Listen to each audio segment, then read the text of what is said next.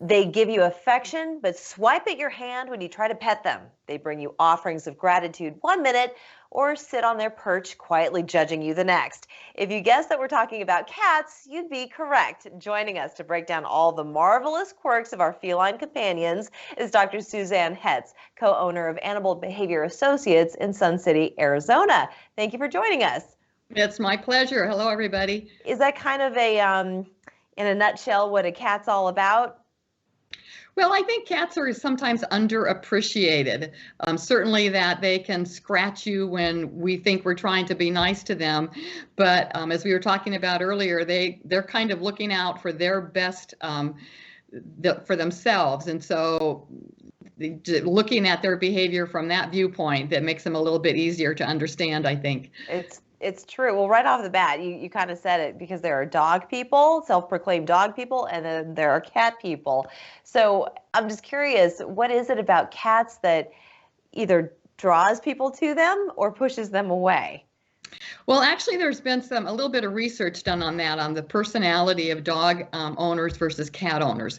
And dog owners are much more tolerant of chaos and unpredictability than cat owners seem to be. And I think some people view cats as aloof because they're not as solicitous often as dogs are of our attention. And I think that turns some people off if they don't appreciate that sort of approach to life.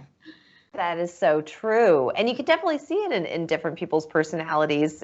Personally, I've got a couple of dogs and a cat, but I always have appreciated a cat's personality, and you feel honored when they come and they want to sit on your lap. Maybe not always the reason why is because they just love you so much, even though that may have something to do with it. But I want to kind of break down some of their quirks and why they do the things they do. And personally, I feel like they can be a little schizophrenic. They're nice 1 minute and then they're biting and scratching you the next. So why do they do that? Why do they flip on a coin? Well, professionals in the field have always kind of referred to that as the "don't pet me anymore" syndrome. And it's really not well understood. There's lots of ideas or hypotheses about why you can be kind of petting a cat, stroking him nicely, and all of a sudden, whammo, he flips that head around and either bites you for real or gives this intention movement.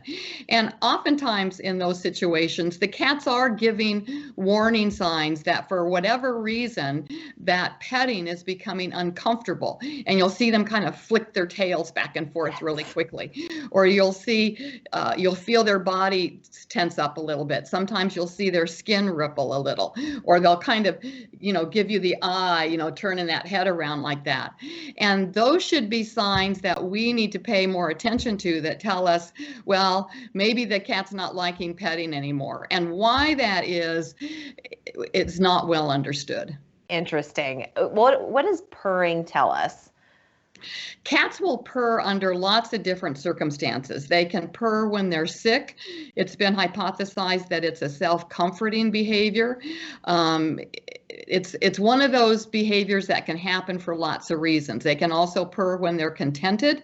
I know some veterinarians have tried a variety of things to get cats to stop purring when they're trying to examine them and listen to their heart, because they can't hear it. And some of them claim that if they turn the water faucet on in the exam room, that will stop a cat from purring. I don't know how consistent that finding is, but I've heard that from a variety of veterinarians. So cats purr for lots of different reasons is the short answer. That is, and it's true. I've noticed some of those traits myself. Well, this is a great place to take a break. When we come back, I want to talk about some of the other ways in which they show affection, or some of the signs that maybe your cat might be in trouble and you need to maybe take them to the doctor. So why don't we do that in 2 minutes? Don't go anywhere.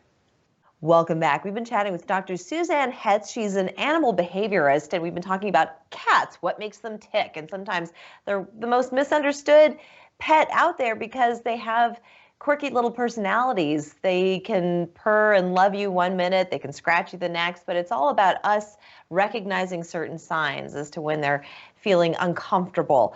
We were just talking about purring, and that can mean a myriad things. What about when they are coming around what it seems like affection, when they're rubbing their faces on you and hoping for a little scratch at the base of their tail. Cats have scent glands in those places, here on the side of their cheeks and right above their ears. And when they rub you, they're leaving their scent on you. They're marking you as their own. And usually they'll do that with people they feel most comfortable with, and are most familiar with. So we can interpret that as a sign of affection, but more precisely from a behavior standpoint, it's a marking behavior. A sign of ownership. Yes. That makes sense. And when they bring offerings such as toys or birds or some of the other things, what does that tell us? Cats with kittens will often bring back live prey for their kittens to practice killing and learning how to use that as a food source. So when they bring them back to the house, they're essentially bringing them back to their den or their nest as they would if, if they were hunting for real. Interesting. And what about just toys that are lying around, but they bring them to you, and oftentimes it's after you've fed them a meal? Is that a thank you? Is that a thank you note? Well, I think whenever a cat brings a toy, I would always interpret that as a solicitation to play, for whatever reason, whether that's after mealtime. It seems like a lot of pets get into play bouts after they eat. Dogs do the same thing. Yes, now they've got the energy to do so. Last question with just a few seconds left, Doctor. What are some of the signs that your cat might need attention, maybe medical attention?